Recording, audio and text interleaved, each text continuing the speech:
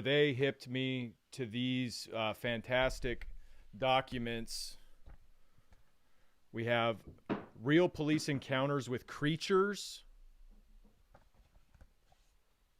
extremely scary stories, police horror, and I think a couple people might recognize this guy. I think he's a guy from Rainbow Six, a video game guy. That's not a Um, real person. Is that a deep fake? well, it's like a deep fake of, like, oh, this person doesn't exist, but this guy does exist in Tom Clancy's Rainbow Six.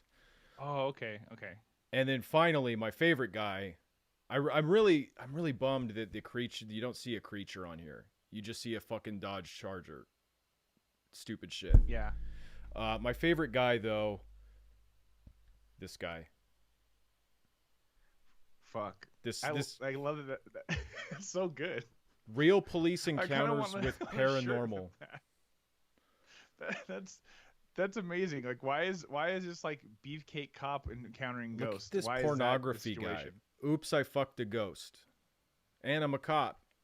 Thank you to ACAB, but these books suck. They're like, if anybody who's been listening to the show for a while, you'll remember when we read My Antifa Lover. I'll Classic. just say it. What a disappointment that book was, because Yeah. it was like word salad written on Fiverr, with just the word Antifa thrown in. No, I don't even think that like Antifa was part of the book itself. It was just like No. two conflicted lovers, and one of them was political. Oh no, the guy was like a men's rights activist. The Antifa Yeah. guy was like, Yeah. turned out he was like aggrieved with the system because men got like men's suicide rates were too high. So okay, I take it back. Kind of a good book. These not so much. These are like just generic ghost or werewolf stories with the first paragraph. I remember when I was a cop one night, and then the rest of the horror story happens, and it's whatever. This is the only one that I'll read. That's why I kind of saved it. You're getting behind the scenes info here. This was supposed to be like a whole episode, and the book sucked ass. So like we're only gonna read the very first story out of Real Police Encounter with Paranormal. And this is like a lesson to be learned. Because the thing is, the covers are awesome. Yeah. So yeah, never judge a book by its cover, because Right. these are sick ass covers. I'm gonna be real. I like one you're about to read right now. Just looks so sick. This is sick shit, man, and maybe not in the way you wanted it to be. Okay, so I do want to point out the table of contents here.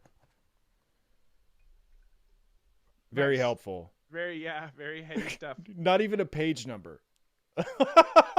Just story one, and then after that, you never see this one coming. Story two. Yeah. Okay, we're gonna read story one though. All right. In New Mexico, my uncle served as sheriff of a small town. He was the most serious member of our family. Your family, they always have one, right? And I'm happy the serious guy was the sheriff, right? You wouldn't want like the goofy family member to be the sheriff. I'm happy he was a serious guy. I don't know. I feel like any type of police guy, they have that like prankster spirit in them. Even the most serious ones. Like, Yeah. look at Yeah. what like Joe Arpaio was doing. Like that guy's got a try guy inside of him for sure. Absolutely. Absolutely. I remember those one cops that went out and they pulled that prank on each other, and they shot their friend's tattoo off of them. That was hilarious. Yeah. They're little pranksters. That one prank where they beat that guy to death who was investigating a few of them for rape. Yeah, that was hilarious. Everybody's got that one in their family. The most serious member of our family and a total straight shooter. Also, what you wanted a cop too, by the way, who Yes. Yeah. who seldom ever joked around. As a result, when he told us this tale (parentheses) which was corroborated by my aunt, we accepted it at face value. A guy called She had no Bob. choice but to cooperate. We all know that. That's a good point. A guy called Bob D, a reporter in town, said ... constantly appeared on the police scanner whenever there was a significant police operation. So I think just the reporter is appearing on the police scanner. Again, not written very well. Mhm. Things like major vehicle accidents and fires are likely to be covered in the local newspaper. Bob D was well known amongst his fellow officers. So now Bob D is an officer, also a reporter, I guess, since he often attended department events. Bob was a prankster who liked to play practical jokes on others by pinching behind their ears. Wait, So, what does that even mean? Like, like pinching, like giving a pinch right here? like the hard I'm socking cartilage somebody. part that connects your That's ear not to a your skull. that's not a prank. That's fucking weird. I don't like that. I've never been like touched there by ew. No, don't do that. That's not okay. It's just a prank, bro. It's just I hate it. I hate it so much. uh, when people saw Bob jerking about, they would react as though it was an insect. But then they would turn around and realize that it was Bob. As a Bob result, sucks. Bob was well liked by everybody. we What? thought we thought this little freak was an insect. Turns out it was a human man touching us. Therefore, him we 'cause we're all just- loved yeah. Bob. We're just so relieved you're not an insect. It's not that we like you. We're just really happy you're not an insect. Sure. Bob, who had lung cancer, passed away unexpectedly. Oh man. Oh no. Like, We knowing all where thought this it was is a going is prank. so- We so thought hilarious. we thought he was joking. That was being funny. After his death, his spouse cremated him. People began saying they, quote, saw Bob at car accidents and fires, which he had been reporting on Oh. for weeks after his burial. Spooky. 20 to 30 such complaints were made by citizens and law enforcement alike. This was a hard sell for my uncle. In the night, he came to our home with my aunt, both of them armed and looking white as paper. When we inquired what had occurred, he had to take a moment to collect his thoughts before he could begin to describe what had transpired. Take into account the fact that I've never seen this person shaken by anything. His Wow. words, my aunt and uncle were watching television together. Incessantly, I saw my uncle rubbing his ear. The door to their bedroom opened at the very moment my grandmother asked him what was wrong. Bob D was waiting there at the entrance. It's as plain as the nose on your face. My aunt Wow. turned around to see him too when my uncle sprang up and, I don't know, cursed or something. When they looked at one another, Bob grinned, turned, crossed the living room, and left via the front door. He exited via the previously mentioned door, closing it behind him. My uncle calmed down and exited the building.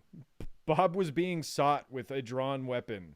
You got to work on the passive voice. All right, I know English probably Yeah. isn't your first language. Passive voice, it's a big problem in writing in general. But he had already disappeared. They immediately So he's made. gonna what? He's gonna shoot Bob? He's gonna shoot his dead friend? Like this got fucked up. Wait, was he I'd be supposed to? excited to see you. Was he supposed to tase him? Well, I guess he committed a crime. I don't. Yeah, that's true.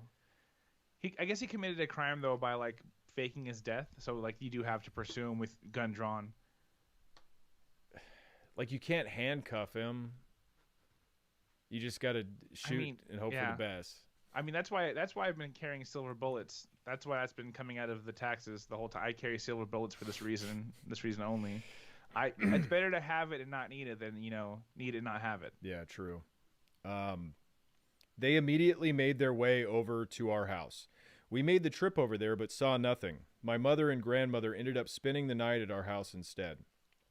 My uncle was given the, quote, we told you so treatment the following day as word spread that Bob D had been seen in town. Continue making appearances at emergency stations for at least another 2 to 3 months.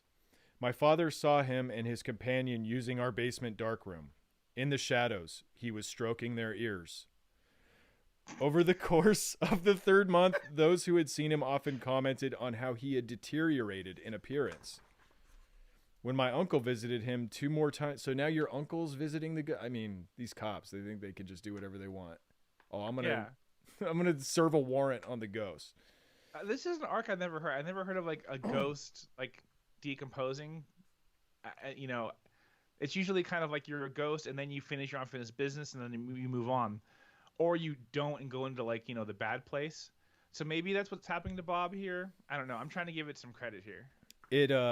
it elaborates right here. Okay, When my uncle thank you. visited him 2 more times, he confirmed that he looked more worn. My father had come to the conclusion that he was decaying, and his ghost reflected this. Uh, you fucking wrote in the story that he was Yeah, cremated. that was like a huge part. Just You like really delete wanted to that. clarify that his body's gone. You did that earlier. Delete that line, and you're fine. Yeah. Uh, okay, last line. For some reason, once my ear starts to itch, I get a tingly feeling all over. Oh my God. Yeah, So like I was so like I was like a Cub Scout and like a Boy Scout. I heard a lot of really bad like horror stories. I remember once being like just absolutely devastated and couldn't sleep over my grandma telling us a story about the hand from the sea. After we found a clam in the ocean and kept it in a bucket of salt water, she's like, "Oh, that's definitely going to bring the hand from the sea," and it was terrifying and it was great. It was a good little story. And I think the only thing that could have made that story suck is if the hand came out and just pinched you behind your ear. That's what the hand was there for. Like we didn't know what the hand did, but it was terrifying. But if we just knew it was just going to pinch the back of our ears, we'd probably be fine with it. that's kind of a cool. I mean, it reminds me of like the what, like give me back my bone, like the hand falls down the chimney Yeah. trying to take its bone back or whatever. That's kind of cool. Yeah, police scary stories, very disappointing. I was at least expecting something like the scary story, the wife who wouldn't shut up, Yeah. something like that. But I, I think we can rebrand these covers. I think we should use these exact same covers and titles, but then write like the actual scary, police stories where it's like, because oftentimes the scary story is, they walked into the forest and they were never seen again. But we can just be like, they were pulled over for a broken blinker and they were never seen again. And like, there can be countless of those stories. We can do volumes. yeah, that's fair. Oh, all right. Well, Let me see that cover one more time. okay. I'm glad I didn't throw it The across beefcake the one. room. Look at that font. It's just so sick. Like there's someone on Fiverr who just like is killing it.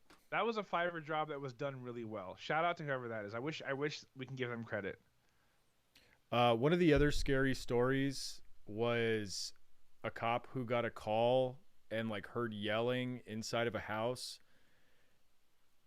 and he couldn't get in, and then there was like a 2-year old who opened the door on the other side, and he came in to find a man with his fist stuck inside of a woman's vagina because the woman was a drug addict, and so she thought she had a demon inside of her, and the man was trying to get it out.